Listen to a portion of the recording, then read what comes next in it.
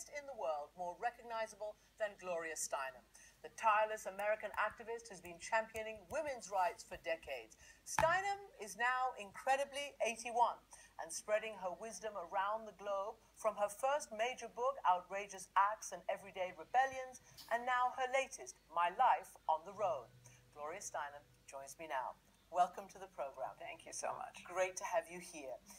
I want to start on your life on the road, and I didn't know how big a part your early young travels played in your feminist career and your activist and organizing career. You went to India, and there you met people who talked to you about talking circles. I'd never heard of that, even though apparently they've been, a form of governance for generations. Yes, really, they are the original form of governance. And what does it mean? Well, it means people sitting in a circle, each person able in their turn to tell their story or tell their problem or whatever it is, with everyone listening, and consensus more important than time. And it's really crucial. And indeed, our Constitution was based on the Iroquois Confederacy version of this. And what sort of triggered in your mind about how you would take what you learned? What did you actually experience there, and how did you use it coming back here? In the beginning, because I thought India was completely separate from us, it took me a long time to understand how crucial it was that every major social justice movement comes out of this kind of sharing of concerns, discovering you're not crazy, the system is crazy. Whether it is the civil rights movement here in black churches in the South, or the women's movement here in consciousness-raising circles, or the Chinese Revolution in speaking bitterness circles, it is the fundamental around the campfire form that we all need. When you look back and you write this book, which is really instructive and entertaining at the same time, we've been through several waves of feminism. Where are we now? Because some people think the fight is over. Is it? The people who say the fight is over are the same people who used to say to me, it's impossible. It's against nature. And now their current form of obstructionism is it's over. No, we've just barely begun. And obstructionism, you choose that word, obviously, with consideration. I mean, you still feel that the women, we are being obstructed.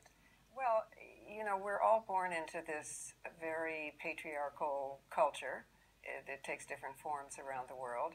But the basis of it is that reproduction must be controlled by men, and that means controlling women's bodies. It may take different forms, religious forms, political forms, but that is the basic impulse. And so, it's quite radical to say we are seizing control of reproduction, which we are. And it makes perfect sense because these are our bodies. And this was also the form of governance for millennia before patriarchy came along. Again, going back to India, you were there, you observed the female Prime Minister, Indira Gandhi, being the first, controversially, to enact a family planning program. But you also know that there is infanticide there, and obviously girls are the ones who get aborted. We talked also to an activist recently about the continuing abomination of female genital mutilation, and she put it in these terms that you're talking about. Just listen, and we'll talk about it. I understand one of the priorities for you was to have a cabinet that was gender balanced. Why was that so important to you? Because it's 2015.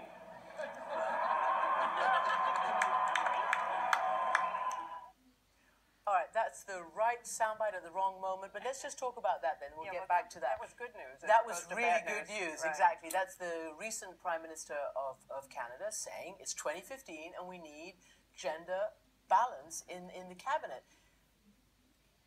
That must have sounded great to you, right? I mean, that went viral.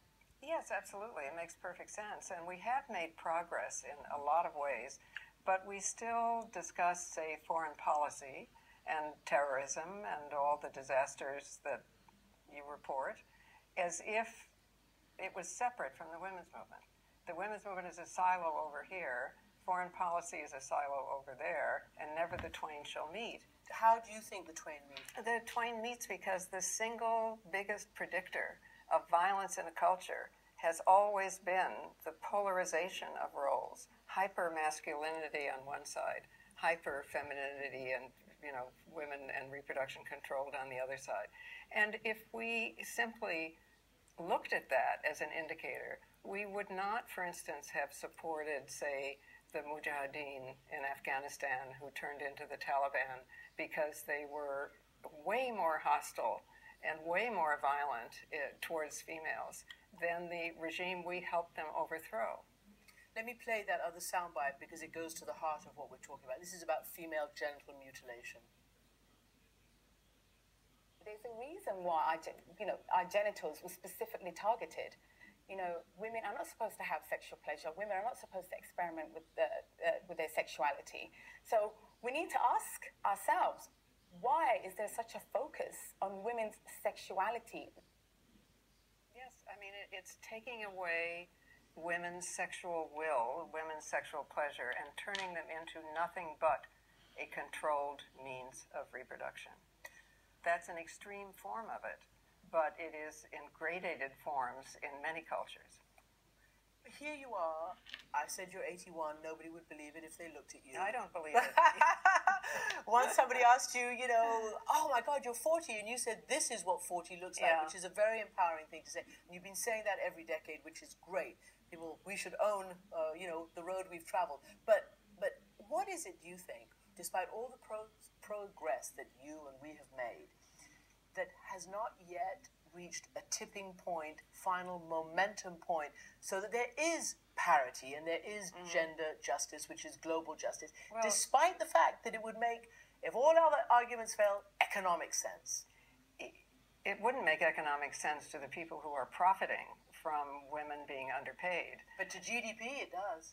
Yes, but to the global that health. doesn't count caregiving. It doesn't get But the fundamental problem is that the gendered nature of violence is continuing and accelerating. And right now, there are fewer female human beings on Earth than there are male human beings because of all of these forms of violence, including domestic violence in this country, combined. And we are not paying attention to that. And we are not using it as an indicator in our foreign policy. One last question. Where does the road lead you next?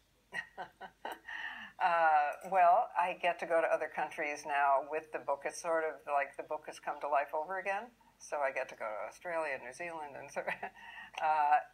also, importantly, to Africa, where Dr. Mukwege in the Congo is, I think, to violence against females what Mandela was to apartheid, a great hope in the world. What a great way to end. Gloria Steinem, thank you so much. Thank you very much.